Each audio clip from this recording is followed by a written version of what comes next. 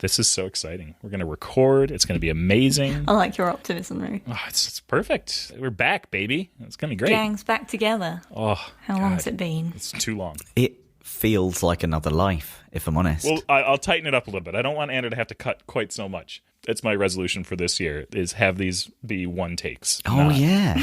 Do you have actual New Year's resolutions? Do you have, like, things that you really want to concentrate on this year? So I didn't do resolutions. I made a 2023 bucket list, which is a little bit different. Something that things I want to do this year. So I've been working on a new app, personal stuff. I'm making an app. I want to build a couple of Adirondack chairs for the pool.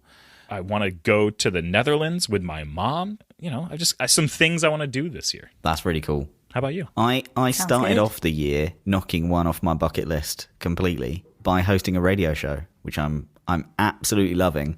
And I'm talking about it with everybody far too much because it's the new thing in my life. I was going to say, you can't promote your other radio show on this podcast. Oh, I absolutely no, can. But I can. Go to futureradio.co.uk. 107.8 Future Radio. Yes. For Matt in the morning.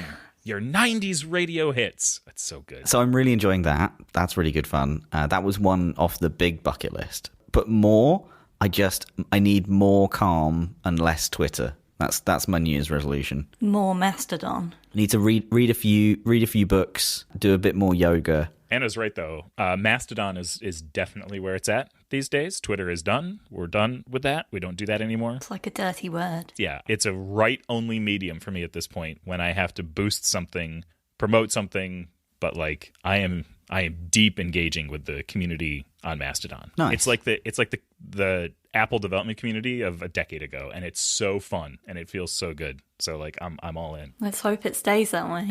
Oh God. How about you, Anna? I was going to say, in exact contrast to you two and your bucket lists and all your resolutions, my resolution is to have no resolutions in 2023. Oh, have you got an opposite list of the things that you just don't want to do this year? Pretty much, yeah. Yeah. I started that list, but it just said, endless meetings with Rue. Oh, jeez. And on that note...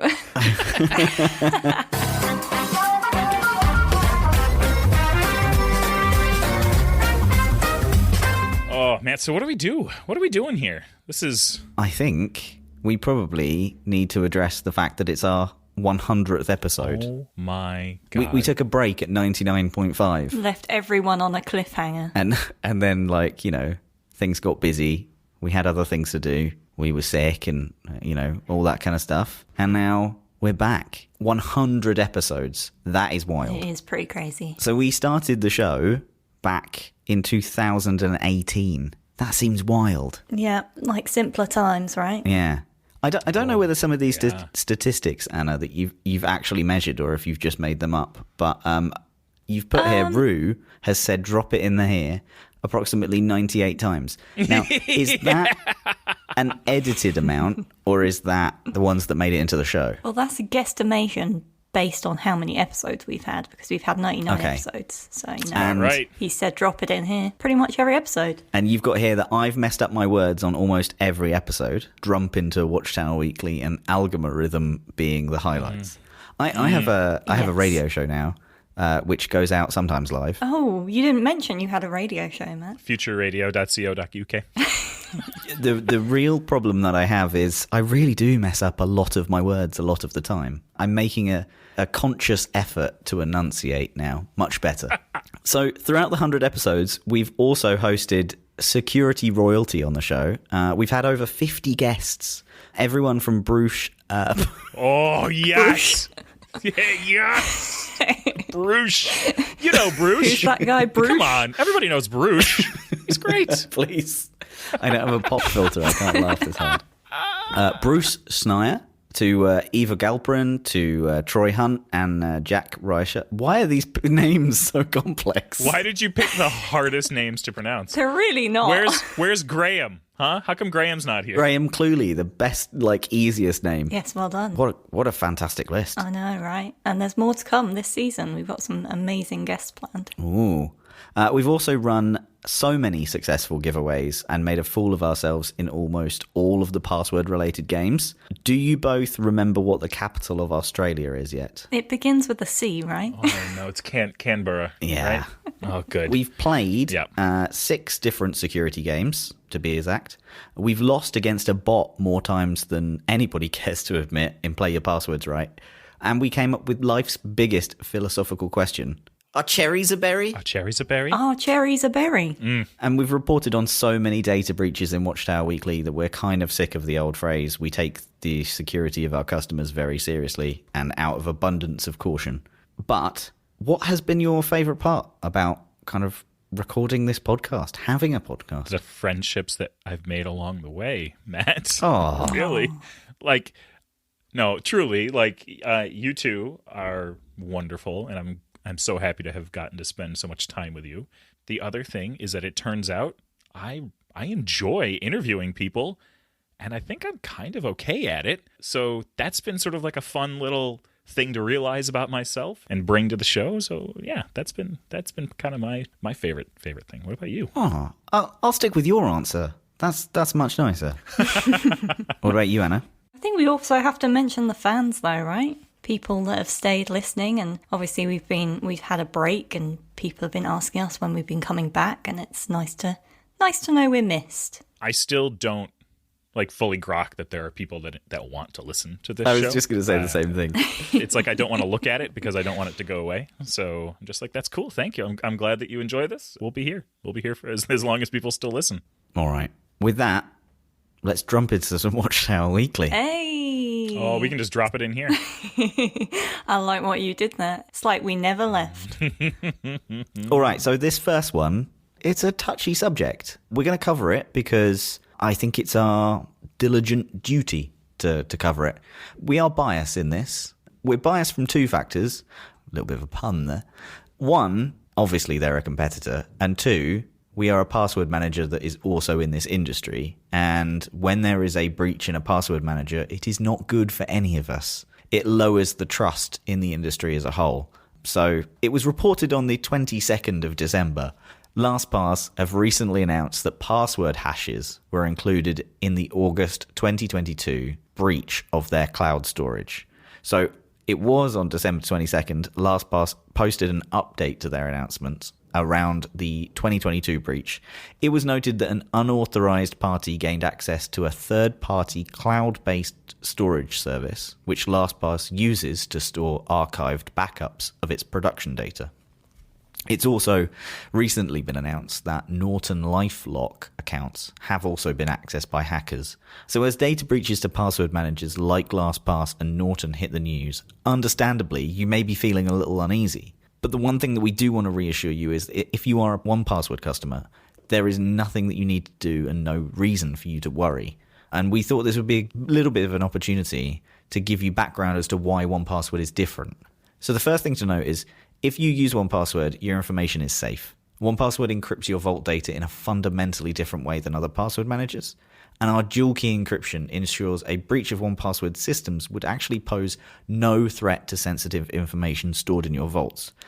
Secondly, 1Password encrypts crucial metadata to protect your privacy. In addition to the contents of your vaults, we also encrypt things like vault names and stored website URLs. Without them, someone who obtains your encrypted vault data would have no way to guess what's inside. They wouldn't know if they were cracking a vault with credit cards or cookie recipes. We also invest heavily in third-party researchers for regular assessments and offer the industry's largest bug bounty to help us discover and resolve vulnerabilities before they can affect you. There's something that I've always said to people when they ask questions about this, like ever since our introduction of onepassword.com, of like, yeah, what if people get access to it? And what I said is that we designed this system, the architecture and the security principles of onepassword.com, such that we should be able to take our customers' database that exists protected on our servers and just publish it on the web. We should be able to and have the confidence that all the data is safe. Now, we obviously never would do that, and so I almost hesitate to say it, but that's sort of the level of safety that we built into this system, is that a breach is something that possibly could happen at some point. We wanted to plan for that being the case and make sure that even if that took place, customers' data would still be safe. And it really is that secret key plus account password, those two things coming together to create a mathematically impossible to break situation. It's just not something that's gonna put people at risk. So the two things that you spoke about there, the first key is your account password. And this is the password you choose and the only one that you need to remember in order to access your vaults, right? So the second one, unique to 1Password, is called the secret key. It's a 128-bit machine-generated code that is mathematically infeasible to crack. Most password managers rely on just the first key to protect your data. The problem is that those keys are often much easier to guess because people need to remember them. So 1Password adds the unguessable secret key to then strengthen the encryption and ensure that there's no practical way for your vault data to be cracked. In daily use, you don't really need to think about the secret key because the 1Password apps take care of it for you. So you get all the security benefits of the dual key encryption while keeping the convenience of just one password that you need to remember to unlock all your vaults. If criminals ever did obtain a copy of your vault data, they'd need both the account password, which only you know, and the secret key, which only you have, in order to combine them and unlock your data. Without both keys, your data is effectively impossible to decrypt. Trying to crack the combined encryption scheme provided by this dual key approach, even using every computer on Earth today, would take conservatively several times the known age of the universe. So while it seems devastating to hear about breaches to password managers like LastPass, we want to really reassure you that 1Password is different. And please, if you have any concerns or any questions, our customer service team are always on hand to help. With that one, let's talk about a mysterious cyber attack that has shuttered the Guardian's office for a month. A ransomware attack on The Guardian has hobbled the news organisation's basic operations, shutting down everything from its office Wi-Fi to the tills in the staff canteen. The Guardian described the attack that began on the 20th of December as a serious incident which has affected our IT network and systems.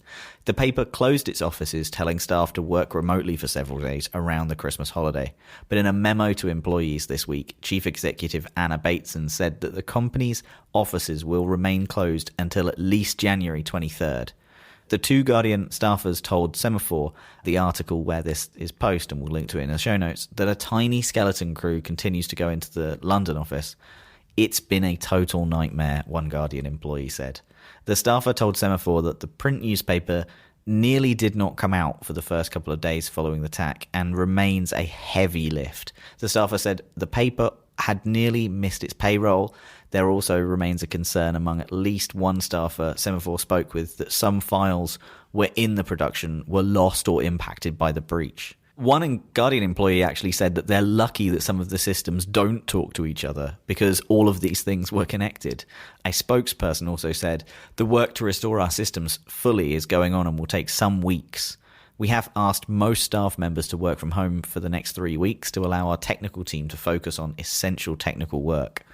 I mean, this is wild. I regularly read The Guardian. It's one of the big newspapers that I read. And I've been to the offices a couple of times as well. Beautiful offices. But everything is quite smart. How you get into the rooms, how you order things like food. It is all like it's a brand new building at King's Cross. And it is very high tech.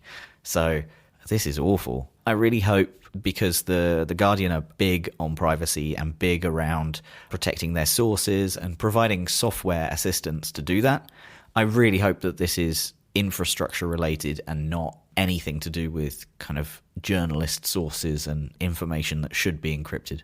This is really something that, like, and this is the thing that just scares me about ransomware attacks, is the fact that they can just target and shut down an entire organization, an entire group, like, whole pieces of infrastructure. They're devastating attacks. Just total destruction, right?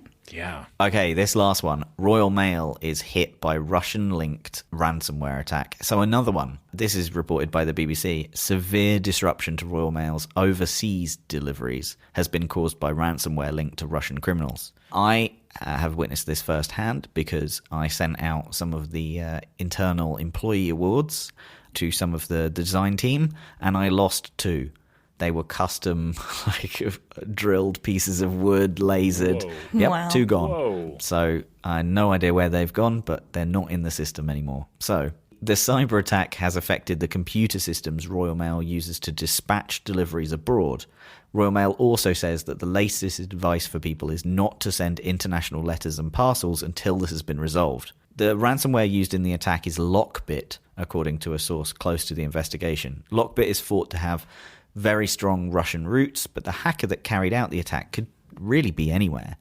The BBC has seen a ransom note sent by the criminals to Royal Mail which reads, "Your data are stolen and encrypted." Oh, God. The ransom demand is expected to be in the millions, although sources close to the investigation say there are workarounds to get the system going again. As we know, ransomware attacks are a persistent threat to organisations around the world, but this situation is highly significant, as the Royal Mail is what is deemed critical national infrastructure. And it's just that. It's critical to the UK economy. The attack is also not just affecting one company and its customers, but the communication and businesses of citizens at home and abroad. You know, the design team need their awards. And I'm sure there is a lot more important mail that needs to go out as well. In November, a Russian-Canadian national was arrested for allegedly carrying out a Lockbit hack from Canada. A Royal Mail spokesperson declined to comment on whether the attack was ransomware, but repeated warnings to customers that there is no end in sight to delivery disruption. The firm is still unable to send letters and parcels overseas and says that they are working hard to fix the issue. There are also minor delays coming to post into the UK, but domestic deliveries are generally unaffected. They're probably affected by the strike, though. But I was going to say, don't forget, there's also Royal Mail postage strikes. Yeah, mix this with the fact that they're striking for sometimes weeks on end. Yes, at the moment. I absolutely stand with them. They are not paid enough. I had a good long talk with my postie about it the other day. This is all they need, right? Yeah, exactly. I mean, they're hardy people, so I'm sure they'll get through it. They seem to be wearing shorts this morning when it's -3 outside. So, oh yeah, they love to wear shorts in the winter. Yeah. It has said that some customers who have posted items abroad, even before the incident, might see delays or losses. A National Crime Agency spokesperson said that they were aware of the incident impacting Royal Mail and was working alongside the National Cyber Security Centre, which is part of the UK's cyber intelligence agency, GCHQ, to understand the impact. Do you think this is Russia coming out in support of the postage strikes? Oh, God. Highly doubtable, but, you know, it would be a great plot twist. I mean, I think we just move on from that one.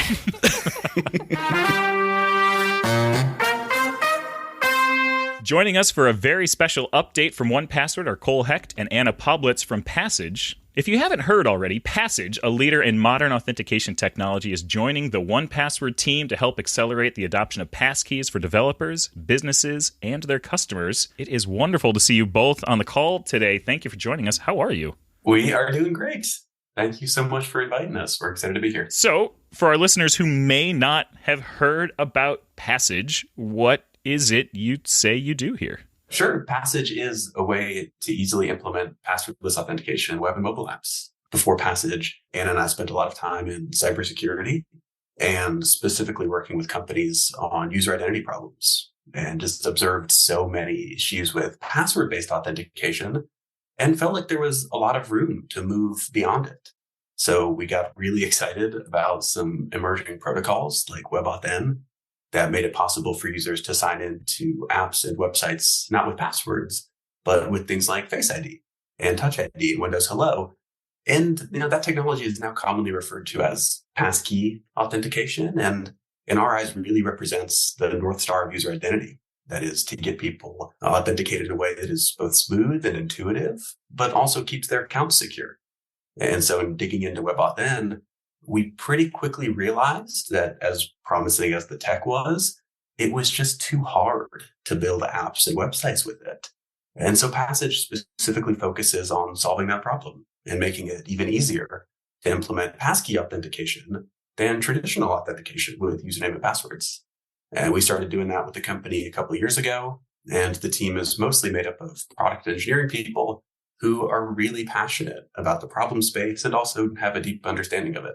Nice. So, Anna, in the last couple of years, we've had some 800-pound gorillas wade into this space. What does the landscape of passwordless look like today, and what are some of the bigger shifts that you're seeing there? Yeah, the landscape of passwordless is really varied right now. It has a ton of momentum and hype around it, but it's also a really broad term that can mean a lot of different things. So you might be familiar with a few types of passwordless, like 6-digit codes or magic links that are sent to your phone or email. They're essentially one-time passwords, which is better security than traditional passwords, but I personally find it very annoying to have to check my email, especially when I could just store my password in 1Password.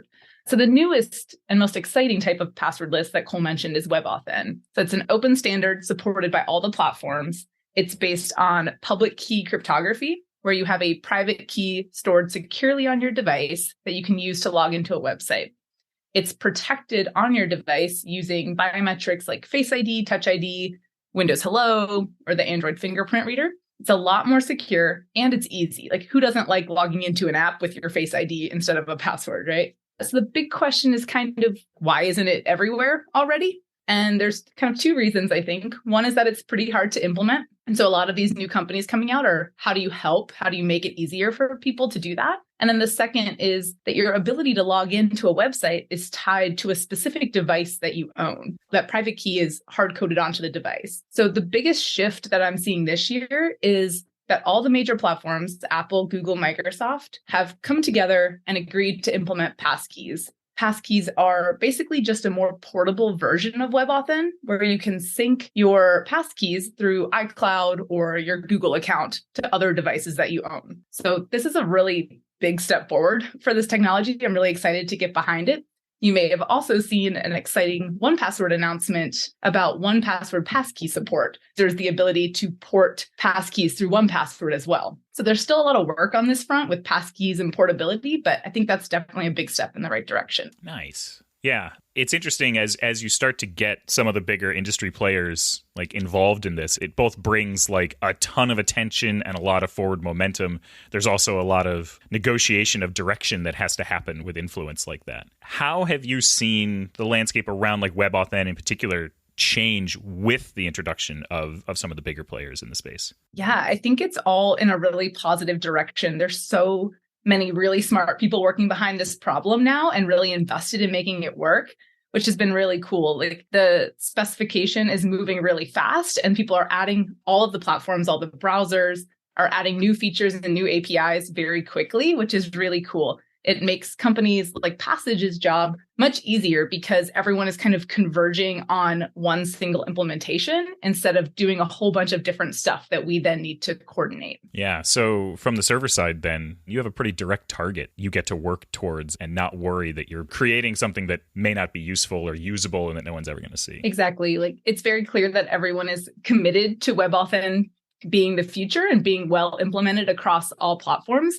which just gives us more reassurance that this is the right thing to be building and helping application developers do it well and providing UX for end users to understand this kind of confusing new technology. Like, we get to really focus on those things and let the platforms really handle the client-side APIs. Nice. That's awesome. So, Cole, can you talk a little bit about what it means for Passage to join 1Password and what it is that we're all going to be doing together? Well, first of all, we are incredibly excited to be joining one of the most trusted security and privacy brands in the world. What we aim to achieve together is the same as what we've both been aiming to achieve separately. And that is to make authentication easier and safer for everyone.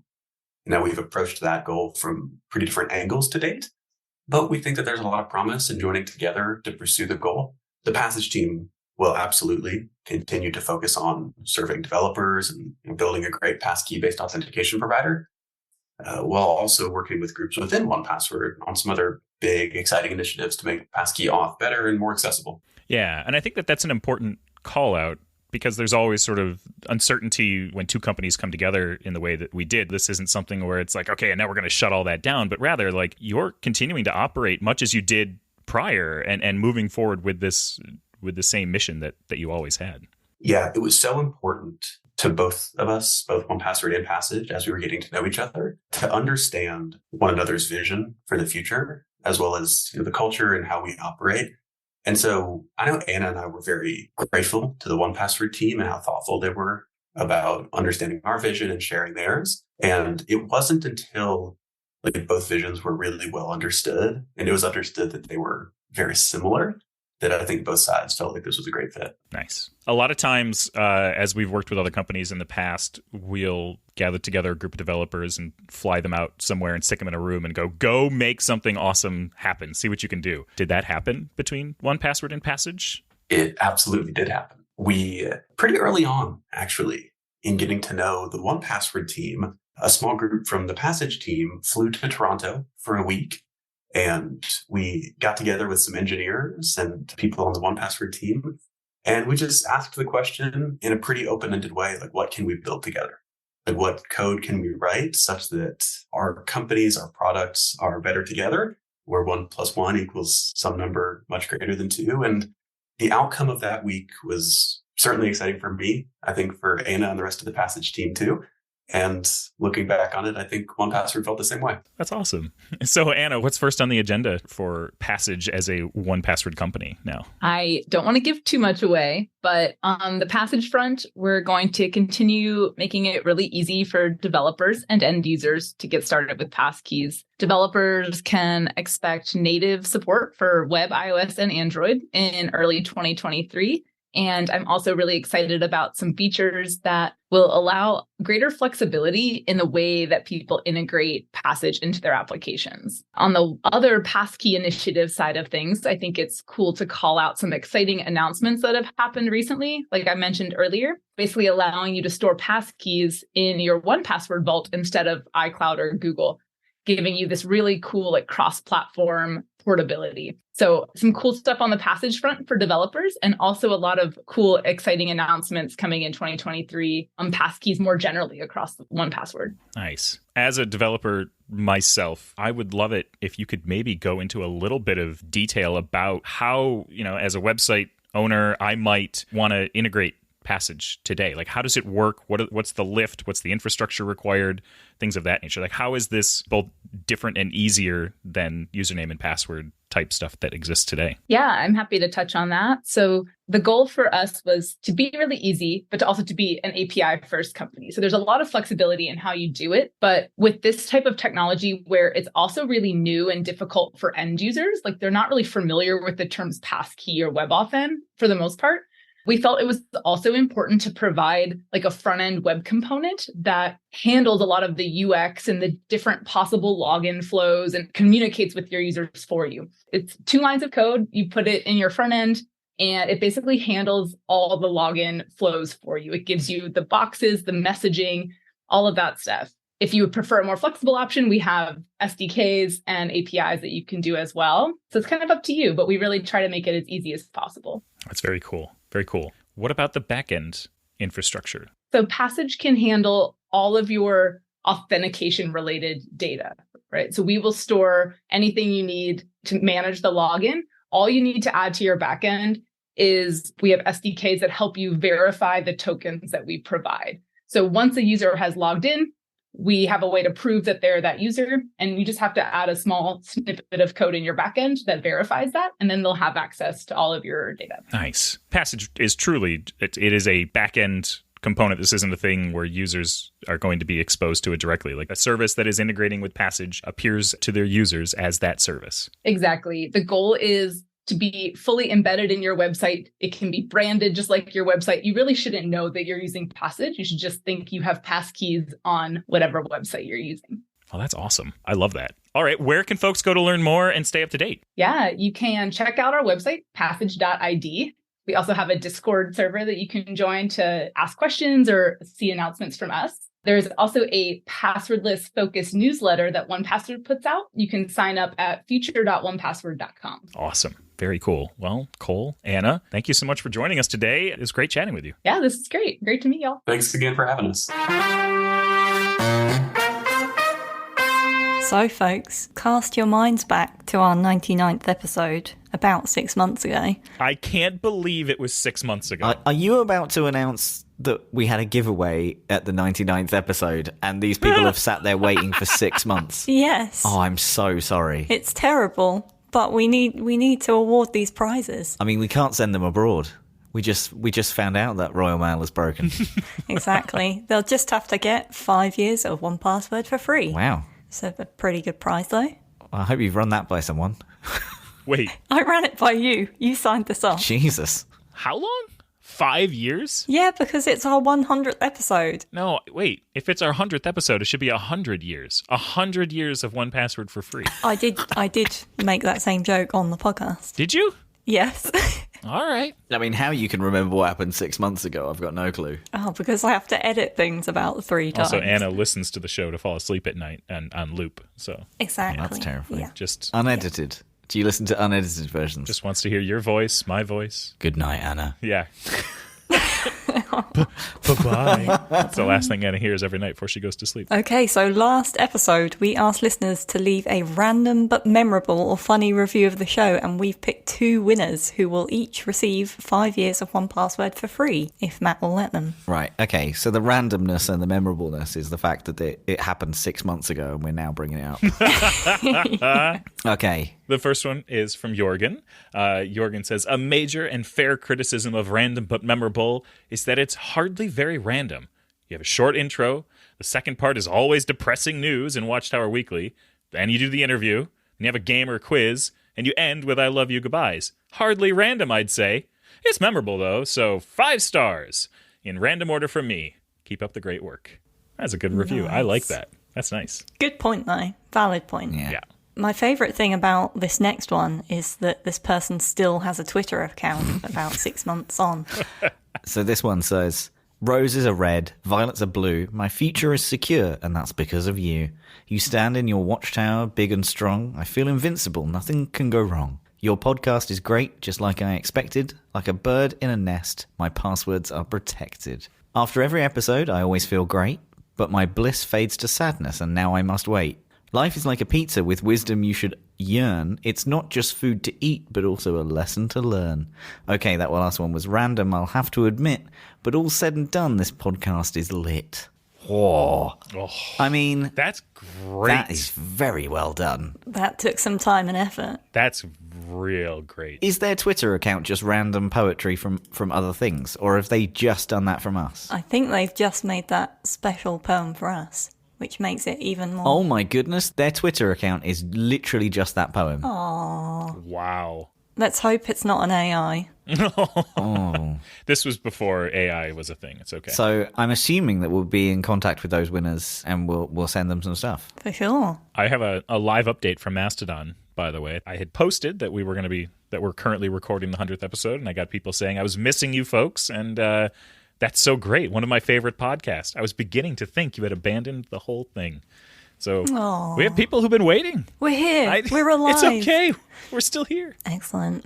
So, guys, are you ready, finally, for rapid-fire security questions, if you can remember how this game works? I'm ready. We've played this before? We have. This was your brainchild, Matt. Huh. Don't remember this at all. So, if you've forgotten how the game works, let me explain it to you. It's the game where we rapidly fire security questions at each other to achieve some hopefully random but memorable wrong answers.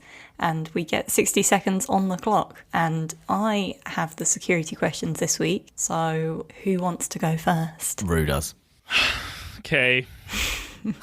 Go ahead. Okay. So, are you ready? Mm-hmm. Here we go.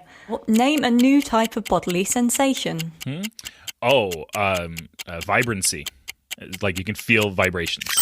What is the national anthem of France? The national anthem of France is God Save the Croissant. What was the make, colour, and name of your first car? Oh, it was Puce, and it was a Ford Septiva. Okay. And what was the name of your imaginary childhood best friend? My imaginary childhood best friend was Fred, and he actually lived in the walls of my house. Excellent. What's a good way to earn money? Patreon.com/random but memorable. And in what city were you born? I was born in Belgiumham. Name the next film in the Marvel franchise. The next film in the Marvel franchise is